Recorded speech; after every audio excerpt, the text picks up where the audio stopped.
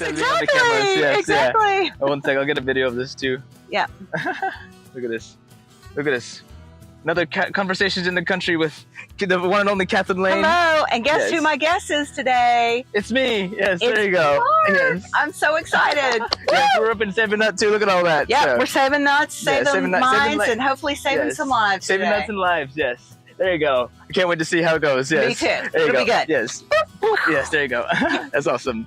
Hey, y'all, and welcome to Conversations in the Country with Catherine Lane. I'm Catherine Lane, and this feels a little surreal today because our videographer, our digital media specialist at the radio station, Mark Borja, is in the interview studio. Yes, it's me. I'm right here. Yes, he's right here today. Yeah, normally I'm behind the camera. But that's right, but you set everything up beforehand. Yes, and, we're all good, I think. Yeah. The reason why I asked Mark to be my guest today is because he's a very dear friend. I love talking about close personal friends with close personal friends, about how they handled really hard times in their life and how they were able to get on the other side of it.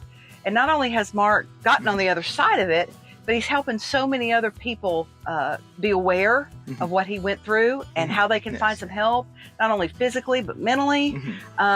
Mark, you know, we all love you. Yes, yeah. Yeah, we save Mark at all costs. I love you guys too. Yes, yes, station. Yes, but Mark, you went through something really traumatic about 8 years ago. Yeah. Walk us through that. What happened? How did you know? Just take us from day one. Yeah, it was like, so that was back in 2017, like October 2017. I didn't know this was a thing at the time, but I was diagnosed with testicular cancer. At the time, I was literally just a day at work at Beasley and all that. And how old were you? Yeah, I was. That was 8 years ago. I'm turning 31 this year, so that was. You do the math, Mark, because everybody knows I can't. Yeah, I think that's 23. Yeah. Okay, yeah, 23. 23. Yeah, I was fresh out of college. It was like 2017. That's when I started at Beasley, January 2017. Beasley is the name of our company. Yeah, Beasley Media Group. Yes, yeah. I graduated from UNC Charlotte in 2016. So I would say 10 months in October. Like that's when I was one day after work. I was like realizing like, oh, this doesn't feel good in like my lower left region and all that stuff. And I'm like, I felt really uncomfortable. It's like a weird stinging pain. Okay, so it was a stinging pain that you felt there. And you know, this is the first time I've learned that you were actually with us at this time because I didn't know anything about it for a long time. Yes. So you feel this pain. Now your dad's a pediatrician. Yeah. Did you call him right away? Yeah, he was one of the first people I called right away because luckily like I was staying with my friends at the time, so they were staying at my place and all. But then they were people that I could lean to support, but they told me it's like, yeah, you should probably go just call your dad and all that stuff. So I did. That was one of the first things I did. I told him like, Dad, I need you to come up here right away because like I feel like something's wrong. Yeah, something's wrong. I don't feel good. I looked at unfortunately it was my left testicle and it was very enlarged and all that stuff. Yeah. And it definitely did not look good. And so when my dad, he actually took a look at it and like, oh yeah, we need to take you to hospital right away. Okay. So he recognized it. Yeah, there's something wrong. It was his abnormally huge and all that stuff too. And then we went to Statesville Hospital, the old Davis Hospital in Statesville. And we got me checked in right away because luckily my dad used to work there too. He has his own private practice, but because of his help, we were able to get in right away, get checked and all that stuff. And when they did, they looked at it first and they said, yeah, you should probably move forward and do like some sort of biopsy and all that stuff. And so I think a day or so later, I did the biopsy, and then they told me that, and then they did a radical orchiectomy, which means like they basically cut out the left testicle because there was a tumor there. Wow. And yeah, luckily. That saved my life because they luckily did not spread, but like we just did we would watch it and see how it would progress, and hopefully in hopes that it wouldn't return and all that. They told me I had an 85% chance of not getting it, so I was like, I will take that. I will not do radiation or chemo because just get rid of it. Just get rid of it. I will do my best to stay healthy, take care of myself. But that was one of the most detrimental times of my life because. Yeah, let's walk us back to the moment when they said, yes, this is a cancerous tumor. What happened in your mind at that point? Yeah, like honestly, I was kind of in shambles, like, cause like I remember that same day, like when I came back from work after like the day when I realized that I had the whole issue down there. I went to go get my things. I told my boss Trevor at the time. I guess should I say names? I remember Trevor. Yeah. Can I say names? Or do you think it's appropriate for him? No, or just say my boss Trevor at the time. Your boss Trevor works. Yeah. Okay. Yeah. So my boss Trevor at the time, I told him like what was going on. My buddy Dalen, who worked there too, as well. You remember him? So, So like I told them that what was going on, and they're like, then I was like in tears because I was like, I can't believe this is happening to me. I'm like, I don't know what to do. I don't know What thoughts went through your mind? Okay, you're a young man. Yeah. And like, what kind of questions did you have? I imagine well, you tell me. What were your questions? Yeah, I was like, why is this happening to me? I didn't realize this could be a thing. I had a weird feeling of why is this? I'd never heard of this before, and it's cancer. It's like I've always heard of cancer. It's a bad thing, and for me to be dealing with it and getting it myself. But I'm like, it's like the end of the world. And it's like no way. So, yeah, exactly. Yeah. So I was like, I didn't know what to do. I was freaking out. Like, luckily, I had my parents, to be there to support me. My best friends were there to support me and make sure I was okay and all that stuff. But at the time, it was just. Yeah, I was there. I was devastated. Yeah, almost every day I was really hoping, praying, making sure I was okay and all that stuff. My parents were worried as crap too because I'm their only child too. Right. So for them to see me going through this, it's it was devastating and all that stuff. And this is not unusual. Yeah. This testicular cancer in young men is not unusual. Yeah, it's one of the most common cancers for males 15 to 34, and that was I did not realize it was a thing until I was diagnosed, and not many guys realize that is a thing because you like to think that there could be nothing going wrong with you, especially when you're as young as you are and all that stuff. Right. Yeah, you'd think that cancer would only affect you when you're older. Yes. But, to be 23 at the time dealing with that, my world was flipped upside down and all that. So yeah. So when you were going through the removal of the tumor, and you're going through the physical pain, what were you going through mentally at that time? Because I know this is a time, especially among young men going through this, that things can go sideways really quickly. So how did you process what helped you mentally through this time? Yeah, I mean, so in that same month, is actually I did get in a breakup of I was dating this girl from throughout college for about 3 years and all that stuff. So in that, and then not long after that, I got diagnosed and all that stuff with cancer. So you'd broken up with the girlfriend. Yeah. Okay. So it was I felt like it was all of it was kind of my fault and all that stuff, and even with this coming onto it, dealing with cancer, it's I was just beating myself up even more. And just all that, things, crazy things were going through your head. I was blaming myself for a lot of it and everything. So even dealing with cancer too, I was like, oh, I can't believe this, all this is just happening all at once, and I'm like. But there is nothing you could have done to prevent this. This is something that happens. You really can't prevent testicular cancer. Yeah,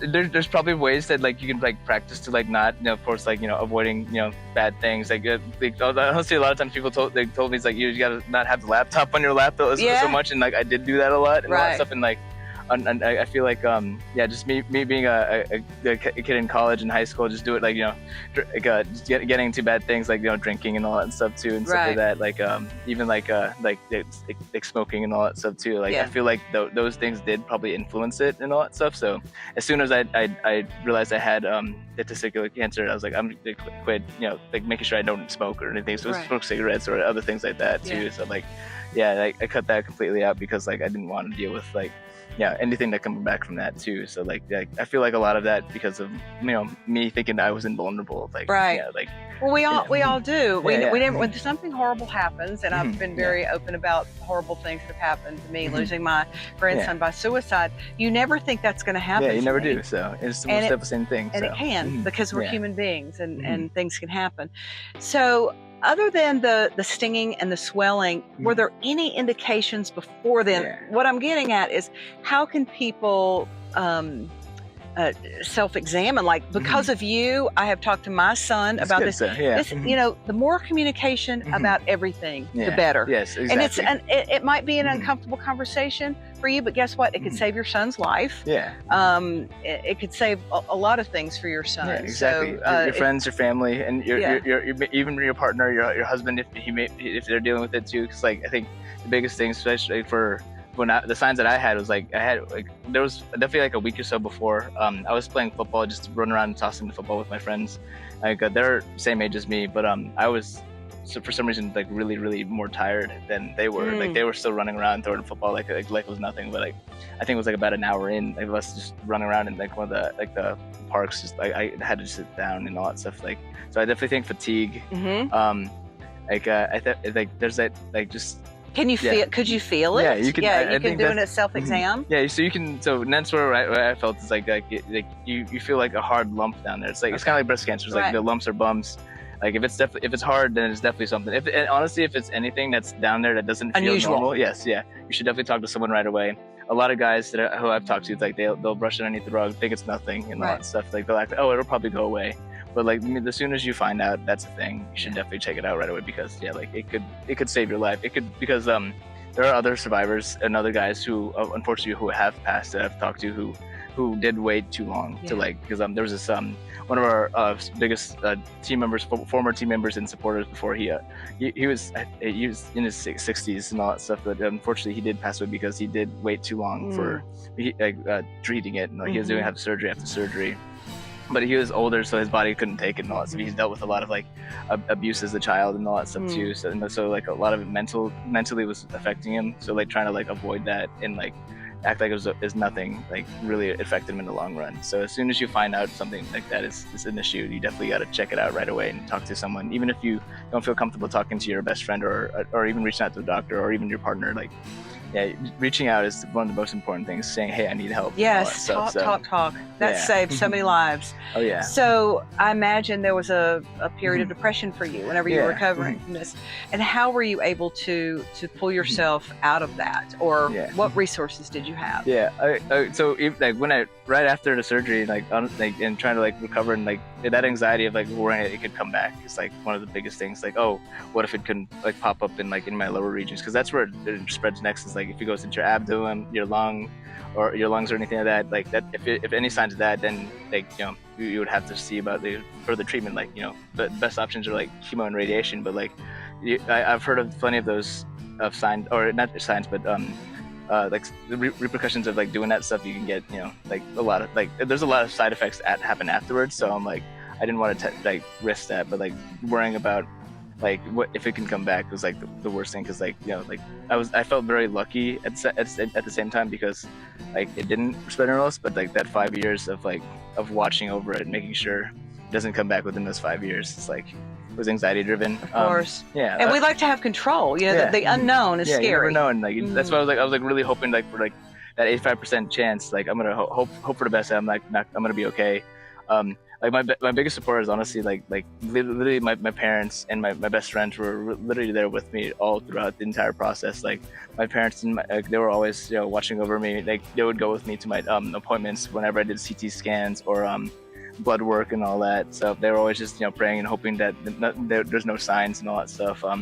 Luckily, because I had one of my best buddies. He was living on my couch at the time too, so like he was going through some stuff too. Yeah. And then I had another friend. She was going through a lot of stuff too, and like so like we were all like kind of like like supporting each other. Supporting each other and all that stuff. Because like like I think sometimes you build the strongest bonds by like going through stuff together. And trauma bonds. Yeah, trauma bonding and all that stuff. So like because of that, and it really helped me get through what I went through. And then like it just I because like within that next year afterwards, I was like I really wanted to like in the time that I had like before, if it came back, I wouldn't know what to do. So I wanted to like try to make a difference, try to like do something to like see if I can help like leave a good legacy behind, because you never know what's gonna happen. So like for me, like I wanted to like raise awareness or do something.